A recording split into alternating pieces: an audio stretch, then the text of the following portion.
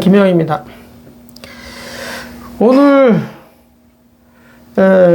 이제 거의 다 이제 마무리되고 오늘 마지막으로 좀 이 유튜브로 올리는 것은 이번 주가 마지막 올릴까 합니다.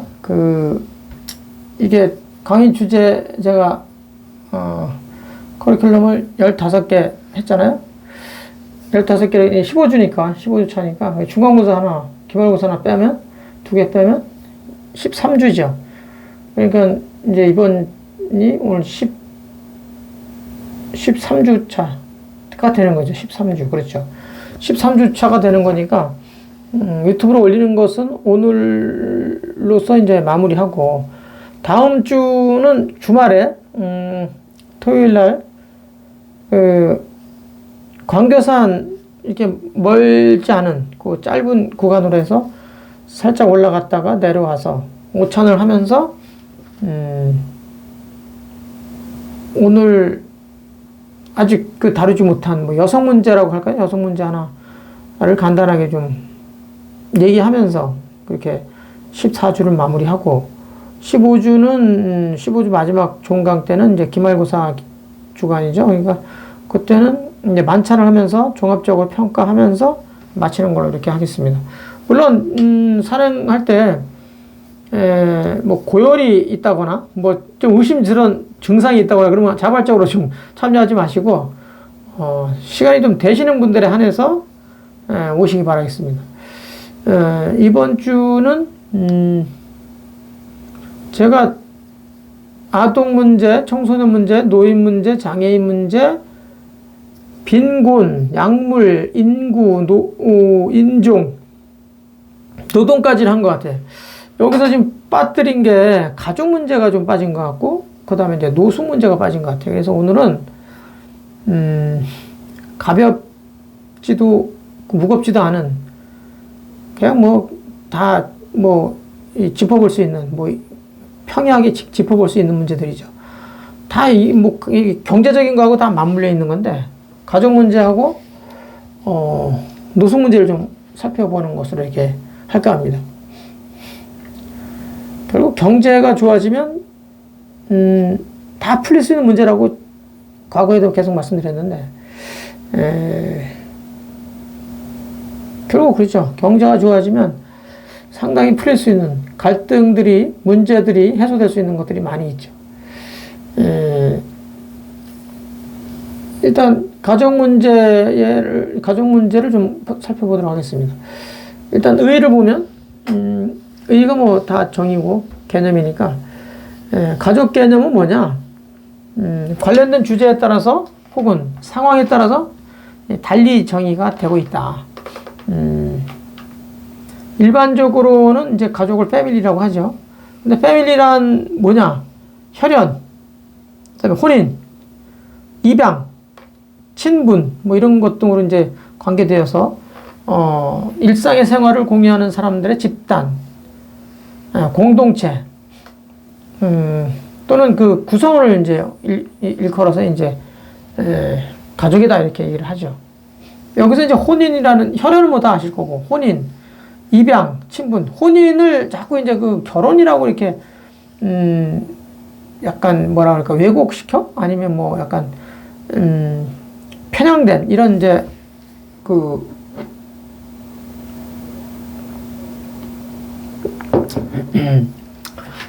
편향된 개념을 이렇게 쓰는 분들이 절대 다수죠, 지금. 혼인이라는 게, 우리 이제 민법에는 혼인이라고 돼 있죠. 그래서 혼인신고 이렇게 돼 있는데, 혼인이라는 게 아주 상대적인 게 아니라, 이게 아주 평등한 개념이에요. 그러니까, 여성이 시어머니, 시아버지가 계시는 곳을 뭐라고 합니까? 시집이라고 그러죠. 그 시집을 가는 것을 혼이라고 한다.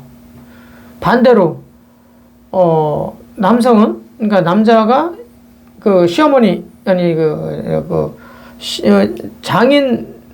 장인어른, 장모님. 그러니까,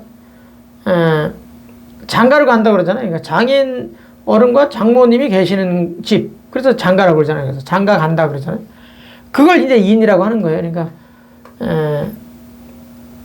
여자가 남자 집에 가는 거를 혼, 남자가 여자 집에 가는 걸 인. 그래서 이제 아주 수평적인 대등한 입장을 이제 얘기하는 건데, 결혼 그러면 어떻게 됩니까? 결혼 그러면 여성이 남성 시집에 간다. 그걸로 끝나는 거예요. 그러니까 종속되는 개념이잖아요. 이게 수평적인 개념이 돼야 되는데 수직적인 개념이 되어버리잖아요. 이게. 그러면 안 된다는 거죠. 그러니까 결혼이라는 것은 여성이 남성이 종속되는 게 아니라 남성과 여성이 아주 대등한 관계, 대대적인 관계죠, 그냥. 그러니까 그런 관계로 가야 되는 게 맞는데, 근데 왜 자꾸 결혼이라고 자꾸 쓰는지. 우리 동학분들은 다음 주변에 어떤 그런 이야기들이 나오거나, 혼인하는 가족이 있거나 그럴 때는 꼭 반드시 혼인으로 써야 된다, 이렇게 얘기를 좀 해주세요. 여하튼 가족은 철연 공동체고 거주를 목적으로 하기 때문에 거주 공동체고, 그 다음에 운명 공동체다. 그 다음에 애정 공동체다. 애정 공동체. 애정 공동체죠. 그 다음에 가계 공동체. 특성상 보편성과 영구성을 지니고 있다. 일반적으로 이렇게 정의가 되고, 또 추가되면 가족이라는 것은 인류 사회의 보편적 제도다. 그래서 자녀 양육의 기능을 중심으로 해서 특정한 공간, 그 이제 일종의 가정이죠. 특정한 애정의 유대, 그 사랑으로 이제 표현이 되죠. 그런 것으로 연결된 특정한 사람들의 집합체이기도 하다.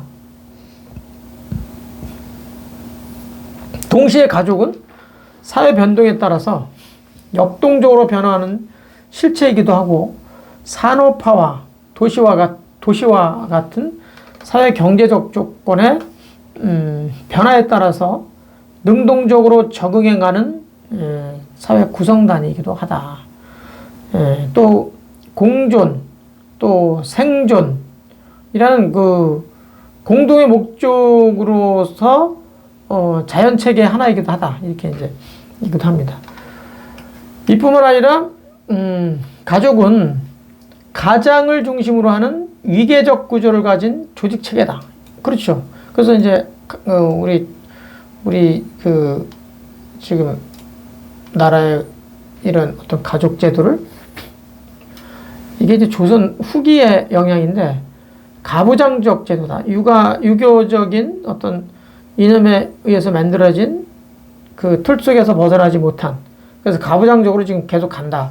이런 걸 이제 굉장히 비난하는 이제 사람들이 있는데, 이건 이제 사실 그걸 이제 따로 제가 말씀드리면 굉장히 시간이 많이 소요가 돼서 말을 지금 하기 좀 어렵고, 위계적 조직을 가진 조직 체계다. 가장이라는 게. 가장을 통해서. 그거는 어느 시대나 어떤 나라나 이런 건 있죠. 근데 그것을 이제 아주 세부적으로 따지기가 뭐해서 지금 그런 것이지, 그런 것은 어느 시대나 어느 나라나 막론하고 다 그런 체계가 있죠. 그게 약간 덜하냐, 약간 강하냐, 뭐 그런 정도지, 그런 건 존재하고 있습니다. 독립적인 인격체인 가족 구성원 사이에 긴밀한 상호작용이 이루어지는 통일체이기도 하다. 때문에 그 가족은 그 구성원의 외부 환경으로부터 영향을 받기도 하고 때로는 영향을 주기도 하죠.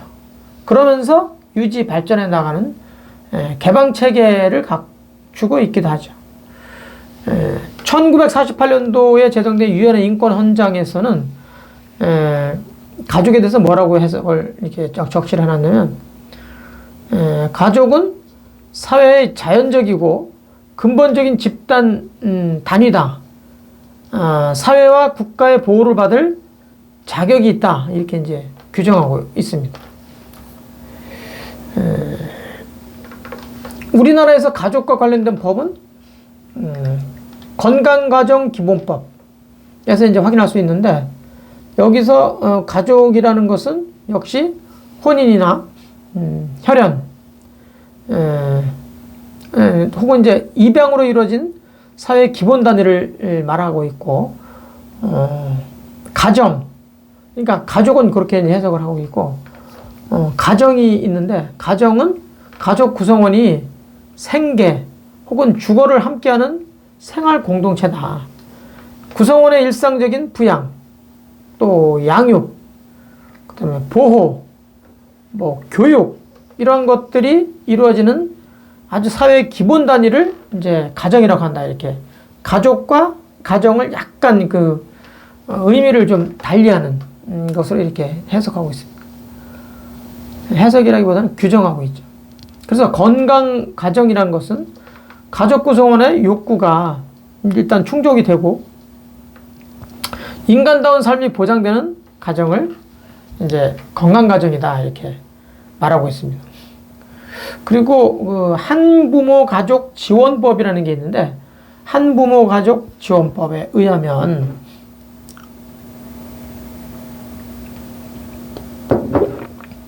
한가족이란 모자 가족, 부자 가족을 이제 의미하고 있습니다. 요즘에 뭐 삶이 좀 특화되고 특성화되고 이게 좀 과거와는 다르게 핵가족화되고 그 다음에 이혼율도 많이 있잖아요. 그러다 보니까 이제 모자 가족이 있는가 하면 또 부자 가족이 있다. 아버지와 자식, 어머니와 자식 이렇게 사는. 여기서 이제 모자 가족은 어머니가 세대주인 가족을 말하고 부자 가족은 아버지가 세대주인 가족을 말하는 것이죠.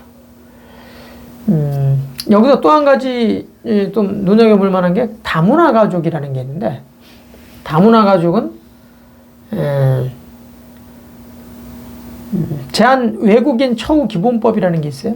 제한 우리나라에 있는 외국인 처우 기본법 거기에 보면 혼인 이민자 국적법에 이제 의거해서 이제 움직이는데 대한민국 국적을 취득한 사람으로 이루어진 가족 그럴 때는 이제 다문화 가족이다 이렇게 하고 또 한 가지는 또 역시 국적법에 의거해서 대한민국 국적을 취득한 사람과 같은 취득한 사람과 그 다음에 국적법 또다시 또 국적법 뭐 제2조 제4조 뭐 이런 게 있는데 거기에 이제 조항에 보면 대한민국 국적을 취득한 사람과 이루어진 가족을 말한다.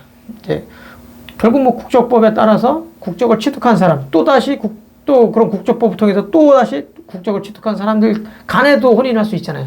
그런 사람들 간에 또 다문화 가족이다. 그러니까 우리나라 사람이 그러니까 그런 일이 많죠.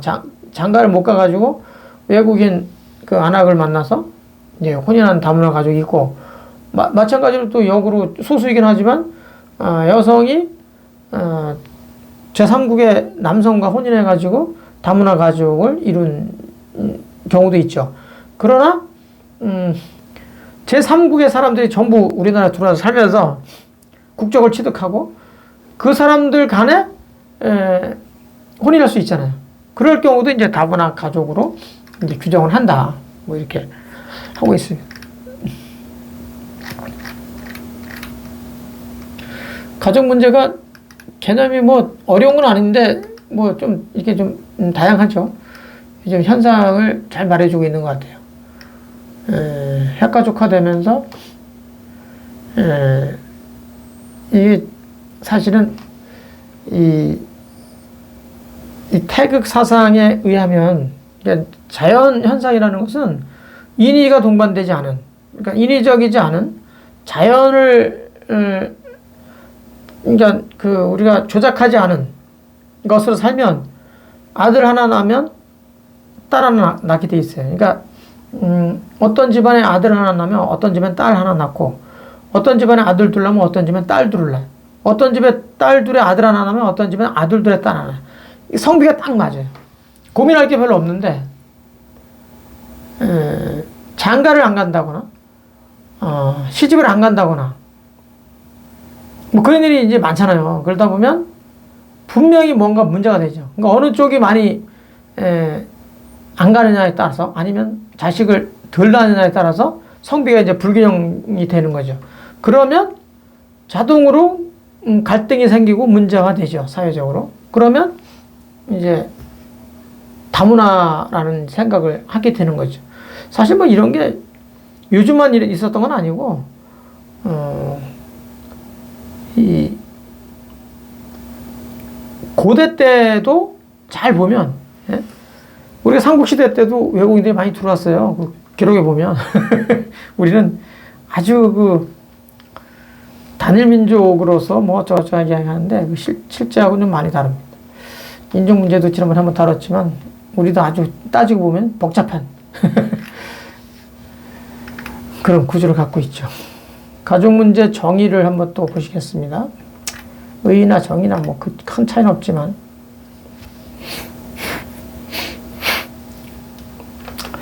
이제 문제로 보는 이제 가족의 의의와 그러니까 가족을 문제로 보는 게 좀 다른 건데, 가족 문제는 가족을 보는 관점 또 내용에 따라서 혹은 그 사회 그 변동에 따라서 이제 다르게 이제 보죠. 부부 문제라든가 자녀 문제, 고부간 문제, 그 다음에 부모 부양 문제, 형제 간의 문제, 이런 것들이 이제 나타나는데, 이것이 이제 대인적인 문제가 있고, 경제적인 문제가 있고, 그 다음에 핵가족에 따른 문제들이 이제 드러나고 있죠. 최근에, 초미의 관심사로 이제 이미 떠올랐죠. 핵가족화. 핵가족화 문제는 저출산과 맞물려가지고, 대안 찾기에 이제 상당히 골몰들을 하고 있는데,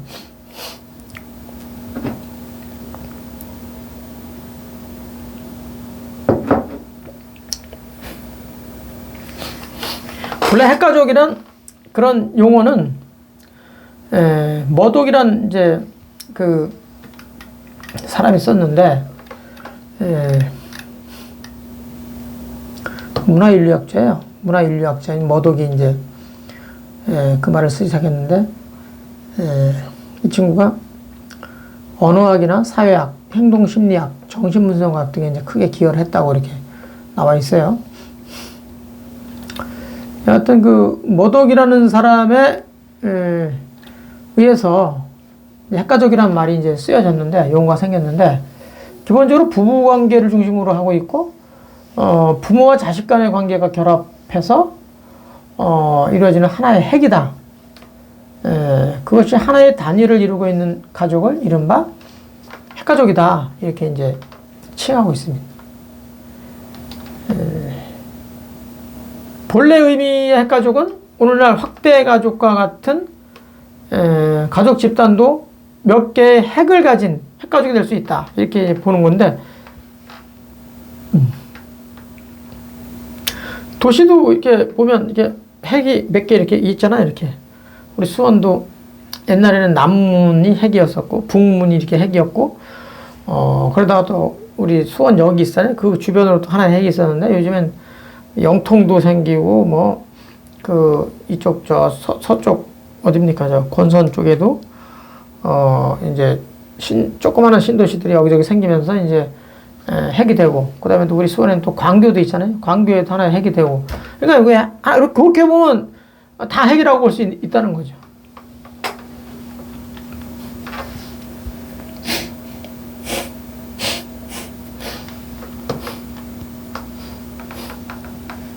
그 다음에 산업화와 정보화 사회라는 사회 변동이 역동적으로 진행돼서 이제 대가족 집단이 마치 핵 분열을 막 일으키는 것처럼 이렇게 이제 돼서 핵가족이 된다. 이렇게 이제 해석도 하고, 이런 핵가족으로 인해서 사회 문제는, 그 변동, 사회 문화가 변동에 따라서 파생되는 것으로 이제 발생되는 것이기 때문에, 티트머스라는 학자는 비복지에 해당한다라고 이제 주장하기도 하죠. 복지가 아니다. 영국의 사회정책을 전공한 학자인데, 2차 대전 이후에 사회보장과 사회복지 분야에서 크게 기여를 했는데, 그가 활약한 시기를 이른바 이제 티트머스, 자기 이름을 따가지고 티트머스 시대다 이렇게 이제 불렸다는 거예요. 철저한 그 경험적 자료에 근거해서 정확한 방침을 제시한 것으로 유명한데, 정치적으로는 주로 이제 노동당 정책을 기반했고, 학문적으로는 사회복지 행정학을 이제 확립했다고 그래요. 네, 이 학자가 이런 산업화라든가 정부와 사회의 그런 흐름에 따라서 진행되는 이런 대가족에서 핵분열을 일으켜서 핵가족이 된다. 이런 것들은 사회의 그 문화가 변동됨에 따라서 파생된 것이기 때문에 비복지에 해당한다. 상당히 좀 특이한 주장을 한 학자죠. 복지는 뭐 사실은 그 갖다 붙이면 다 복지예요. 그 말씀 드렸죠 제가. 하늘적인 복이 복이고, 지는 이 물질적인 복, 그러니까 정신적인 복이 복이고, 물질적인 복이 지다. 그래서 우리가 뭐 상대적으로 아무리 뭐 선진국이라 할지라도 그 선진국 안에서도 강자가 있고 약자가 있잖아요. 약자를 챙겨주는 건 다 복지죠. 그리고 강자 속에서도 약한 게 있잖아요. 약한 부분이 존재할 수밖에 없고, 그런 것을 챙겨주는 건 당연한 거죠. 그래서 복지는 잘 사는 나라가 됐든 빈곤한 나라가 됐든 다 필요한 것이죠. 가족 문제 관점을 이제 보시겠습니다. 기능론적 관점이 있고, 갈등론적 관점이 있고, 여성주의 관점이 이렇게 세 개가 있는데 딱 눈에 들어오죠. 기능주의 관점에서, 기능주의 관점 어떻게 하나네?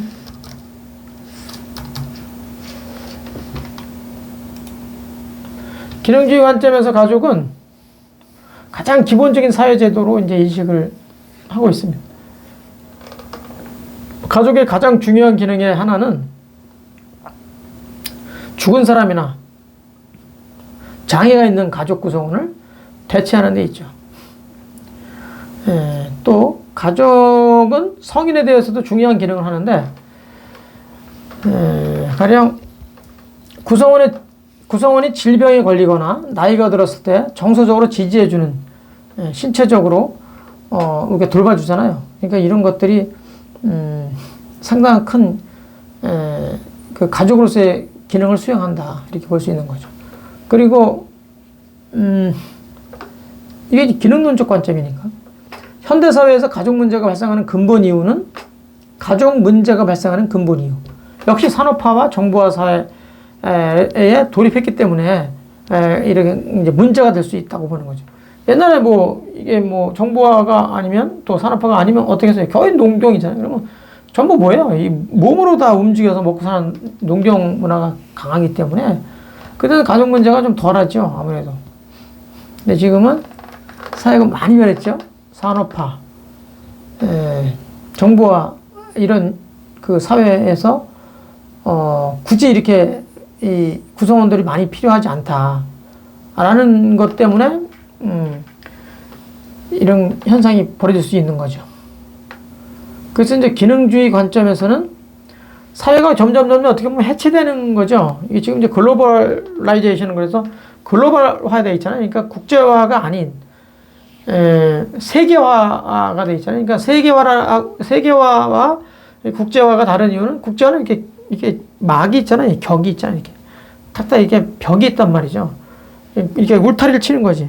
그게 이제 울타리와 울타리 사이가 이제 넘나드는 것을 이제 국제화하는 건데, 세계화는 울타리가 없는 거예요. 그냥 지구촌이죠, 그냥 지구촌. 그러니까 이 가족이라는 게 해체될 가능성이 아주 쉬운 거죠. 그렇게 이제 기능주의 관점에서는 보고 있고, 이런 사회가 급속히 지금 변화되고 있죠. 그래서 우리가 돈만 많고 그러면 얼마든지 좋은 사회로, 좋은 나라로 이민 갈 수도 있고 막 그렇잖아요. 그 외국인들이 우리나라 좋아가지고 선진국에서도 오는 사람이 있고. 그게 가족이 뭐 해체되는 걸 그렇게 이게 뭐, 무겁게 오지 않죠. 요즘 친구들은.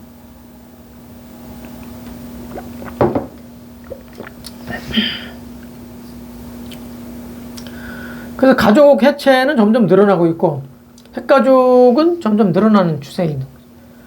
뭐, 그럴 수밖에 없는 거죠. 여기서 또 하나의 문제는, 문제로 이제, 문제 삼는 게 아니라, 이제 문제로 보는 거예요. 과거하고 다르게. 여성들이 이제 노동시장에 참여하는 비율이 높아졌잖아요. 이것도 하나의 이제 요인으로 본다는 거예요. 여성을 편애하는 게 아니라, 그냥 그 현상을 그대로 얘기하면, 과거에는, 그 비율이 아주 작았는데 지금 아주 커진다는 사실이죠. 그래서 기능론적 문제로 봤을 때는 그것도 하나의 문제가 될 수 있다라고 보는 거죠. 갈등론적 관점에서 좀 살펴보겠습니다. 갈등론적 관점에서는 가치 및 태도 이런 것과 관련돼서 많은 갈등이 현대 가족에 영향을 미친다 이렇게 보고 있는 것인데, 갈등주의 관점을 지지하는 사람들은 계급 갈등이 이제 가족에게 미치는 영향에 대해서 관심을 갖는다는 거예요. 가령 갈등주의 관점에 따르면 빈곤층은 다른 계층보다 이혼하는 비율이 높다는 거예요. 혼인하지 않은 상태에서 출산하는 비율도 높고, 그러니까 미혼모가 많잖아요. 이런 것들이 이제 갈등할 수 있는 요인이 된다는 거죠. 가족으로서. 그 다음에 이제 그런 가족이 되면 불안정한 그런 상태에서 생활하는 경우가 높다. 그러니까 상층 계급이 이제, 그러니까 강자층 계급이 빈곤층을 착취할 가능성도 상당히 높기 때문에 이 같은 현상이 이제, 나타난다고 보는 거죠. 그래서 가족 문제를 해결하기 위해서는 보다 평등한 사회를 이루기 위해서 노력해야 하고, 실제로 그렇게 이제 구현하기 위해서 애써야 된다. 그렇게 이제 보고 있는 거죠. 갈등론적 관점에서는 그렇게 이제 진단하고, 그것을 해소하기 위해서는 보다 평등한 사회가 되어야 된다. 그래서 이제 결국 보다 평등한 사회를 이루기 위해서는, 뭡니까? 복지를 점점 더 강화할 수밖에 없는 거죠. 그래서 상대적으로 어려운 사람들은 복지를 많이 좀 혜택을 좀 두텁게 하고, 상대적으로 강자들은 복지를 좀 낮게 해도 상관없다고 보는 거죠. 그래서 그렇게 되면 이제 비슷해지는 거 아니겠어요? 이론적으로는 그런 거죠. 이론적으로는. 여성주의 관점에서 하나 보시면, 전통적으로 아내는 희생하는 존재다 이렇게 이제 보고 있어요. 남편은 아내보다 훨씬 유리한 구조에 있다고 보는 거죠. 실제로 그래왔죠. 조선 후기 때. 여성주의 관점을 지지하는 대부분의 사람들은 전통적인 가족에서 남편은 아내와의 관계를 착취 구조로 이제 보고 있죠. 그러나 이에 대한 개선 방법에 대해서는 이견이 이제 있는데, 가령 여성주의 관점을 따르는 일부의 학자들은 가족을 온정주의 시대에서 나타난 구닥다리 제도로 이제 규정을 하고 가족 개념을 이제 부정한다. 그래서 가족을 깨야 된다고 이제 보는 거예요. 가족을 여성주의를 굉장히 옹호하는 학자들은 이제 사실 가족이 타파의 대상이에요. 타파의 대상. 그럼에도 완전히 부정하지는 못했어요. 보부아르 같은 사람은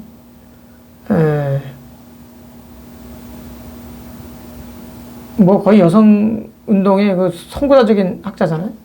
보부아르 같은 사람은 뭐라고 합니까?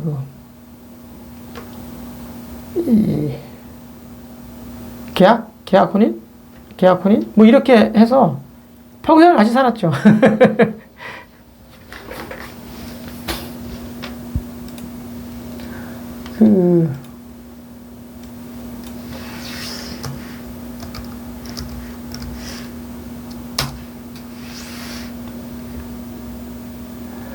이 실존주의 철학자인 사르트르의 아내죠. 그 배우자인데 평생을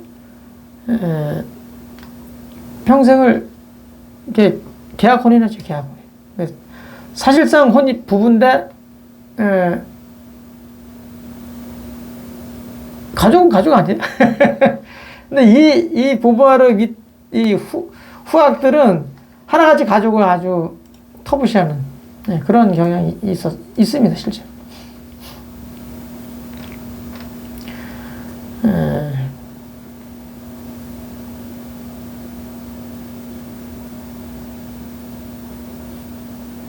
그리고 또 일각에서는 여성주의 관점을 따르는 다수의 학자들은 일부에서는 이제 완전히 가족이라는 그런 개념을 다 이렇게 깨야 된다라고 이제 하지만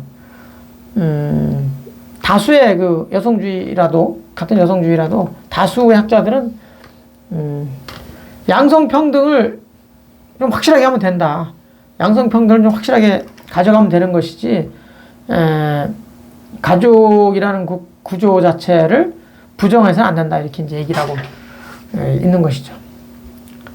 자, 이렇게 해서 일단 가족 문제는 이렇게 살펴봤습니다. 우리 오윤선 우리 쌤께서는 가족 문제 점검, 가족 문제 해결 방안 요 5가지를 간단하게 요약을 하셔가지고 올려놓으시면 되겠습니다. 잠깐이지만 노숙 문제에 대해서 잠깐 좀 살펴보도록 하겠습니다.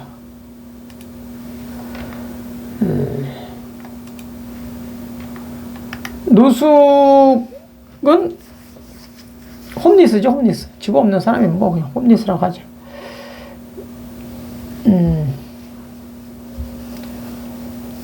노숙, 그러니까 노자가 길노자가 아니에요. 사람들은 길에서 자는 사람을 노숙한다고 그러는데 그게 아니고 이슬노자, 이슬노자. 이슬을 우리가 왜 노점상 그랬잖아요. 그것도 똑같아요.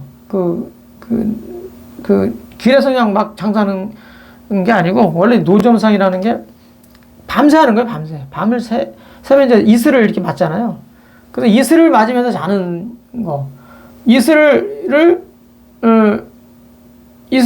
동반해서 사는 사람이죠. 그러니까 노숙이라는 게 이슬 맞고 자는 사람. 이렇게 얘기하는 거예요. 노점상도 마찬가지예요. 이슬 밤새는 건데 요즘은 노점상이 그냥 일정한 시간 되면 들어가 버리잖아요. 그건 엄밀하게 얘기하면 노점상이라고 할 수가 없는데 어쨌든 그 노자가 그런 노자라는 걸 좀 하나 두시고, 노숙인은 일정한 주거 없이 그냥 거리에서 잠을 자고 생활하는 사람을 보통 그렇게 이제 지칭을 하는데, 이 포괄적으로는 노숙인 쉼터에서 생활하는 사람도 노숙인이고, 쪽방과 같은 열악한 주거 공간에서 거주하는 사람들도 노숙인이라고 이제 이게 포괄해서 부른다는 거죠.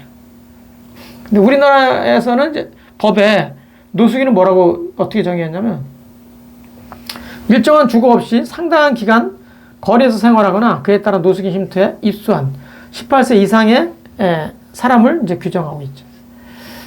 그렇게 법으로 이제 정해 놓고 있다는 것을 참고로 좀 알아두시고,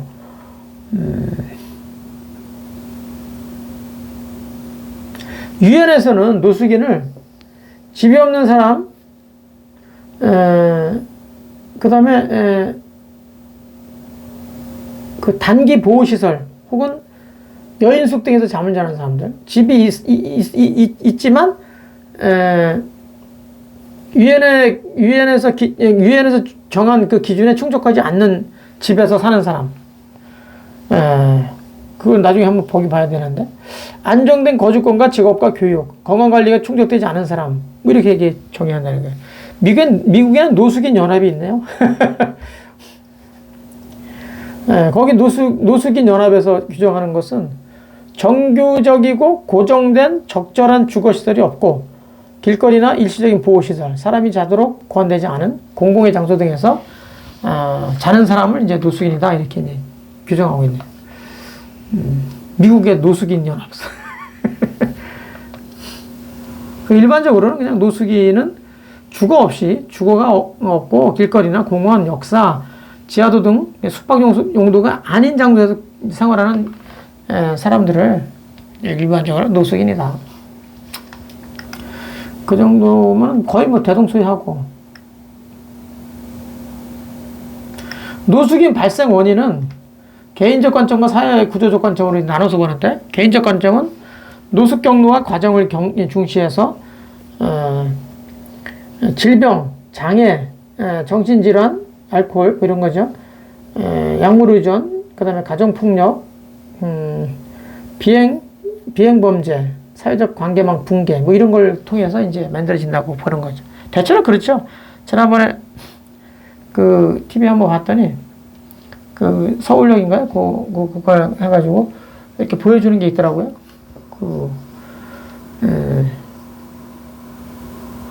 대체로 남성들은 경제 활동하다가 실패한 사람들이 많이 이제 노숙을 하게 되고, 여성들도 간혹 이제 보이는데, 여성들은 대체로 가정폭력을 이제 견디지 못해가지고 온분들이 다수를 차지한다 이렇게 얘기하는 걸 봤는데, 여기서도 거의 뭐 그렇게 얘기를 하고 있네요.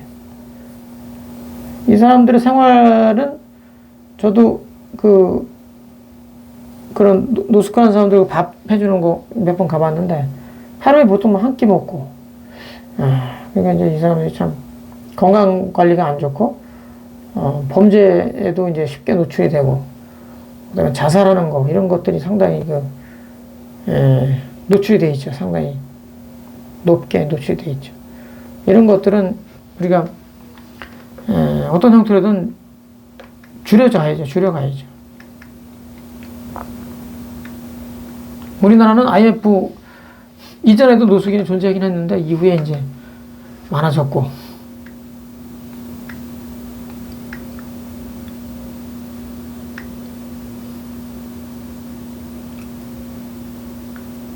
우리나라도 뭐 노숙인 상담 보호센터라든가 불황인 보호시설 뭐 이런 것들이 상당히 있긴 있는데, 그 노숙인들한테 뭡니까 인터뷰하는 것 중에 참 묘한 건데, 이런 걸 불황인 보호시설이라든가 노숙인 상담 보호센터 이런 데는 이제 편의시설을 이제 각 자치단체마다 만들어가지고 갖다 이렇게 거기에 이제 가서 사시라 이렇게 하면 갔다 금방 나온다는 거예요. 재미없다고. 말상대가 없다. 그러니까 이 사람들이 외로운 거예요. 그러니까 그런 사람들 간에 서로 동병상련 할 수 있는 그런 사람들이 거기 나가면 있다는 거예요. 그러니까 같이 공유하면서 생활하는 것도 그 재밌는 모양이에요. 그러니까 자꾸 나온다는 거야. 이것도 하나의 우리가 풀어가야 할 이제 과제 중에 하나죠. 시간이 얼마 안 남아서 간단하게 의의와 평가를 보고 마치도록 하겠습니다.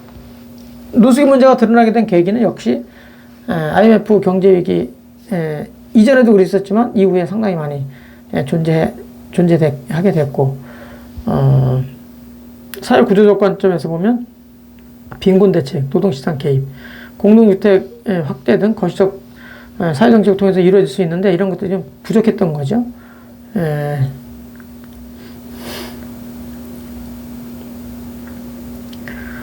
여러 가지 주택이라든가 공동체 붕괴, 알코올, 정신질환 문제 이런 것들이 다 이제 결국은 문제화되고, 그리고 사회 불평등 문제 이런 것들이 심화됐잖아요. 그래서 그러면서 빈곤 문제가 이제 밀접하게 연관이 돼서 결국 이런 것들이 개인 사회의 구조적 요인이 됐다. 그래서 이런 문제를 정확하게 짚고 이런 사람들을 별도로 관리해서 풀어가야 할 수밖에 없지 않냐. 이제 이거가 이제 주입니다. 그러니까 노숙은 뭐 대체로 여기저기서 많이 점검되고 있고, 그 다음에 그 정치인들도 상당히 관심 갖고 그 줄여가기 위해서 애쓰고 있는데 많이 줄어들었죠. 과거에 그 서울역 가서 보면 한번 이렇게 점심 먹기 위해서 모이는 거 보면 뭐 어마어마했어요. 근데 지금은 상당히 많이 줄었죠. 줄었다고 해서 우리가 뭐 좋은 사회가 됐다 이렇게 할 수는 없고, 그렇다 하더라도 완전히 그런 분들이 없어지도록 해야 되겠죠. 그러기 위해서는 우리 모두가 관심을 갖고 그 해법을 찾으려고 하는 노력 이런 것들이 필요하다 이렇게 생각을 합니다. 자, 오늘 이걸로서 이제 마치고요. 다음 주 토요일 날 공지하겠습니다. 거기서 뵙도록 하겠습니다. 마치도록 하겠습니다. 고맙습니다.